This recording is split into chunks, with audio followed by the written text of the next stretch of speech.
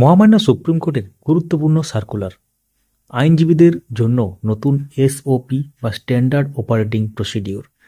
পুরো ব্যাপারটা official circular সহকারে সম্পূর্ণ বাংলাতে এই ভিডিওর মাধ্যমে আপনাদের উদ্দেশ্যে শেয়ার করা হচ্ছে। সঙ্গে থাকুন, দেখতে থাকুন। অবশ্যই চ্যানেলটিকে সাবস্ক্রাইব করে রাখুন বা পেজটিকে ফলো করে রাখুন।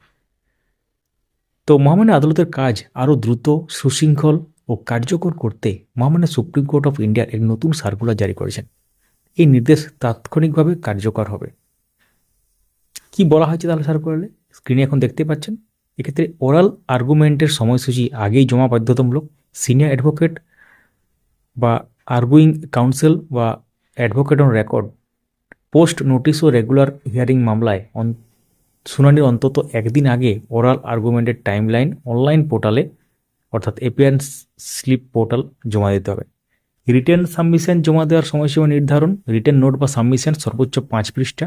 অপর পক্ষকে কপি দিয়ে শুনানি অন্তত 3 দিন আগে অ্যাডভোকেট অন রেকর্ড বা এওআর বা কোর্ট নমিনেটেড নোডাল কাউন্সিলের মাধ্যমে জমা দিতে হবে। এবং 3 নম্বর পয়েন্ট দেখতে পাচ্ছেন, নির্ধারিত সময়ের মধ্যে ওরাল আর্গুমেন্ট শেষ করতে হবে। আদালত যে সময়সীমা নির্ধারণ করবেন সব আইনজীবীকে কঠোরভাবে তা মেনে চলতে হবে। তাহলে এই সিদ্ধান্ত কেন নেওয়া হলো?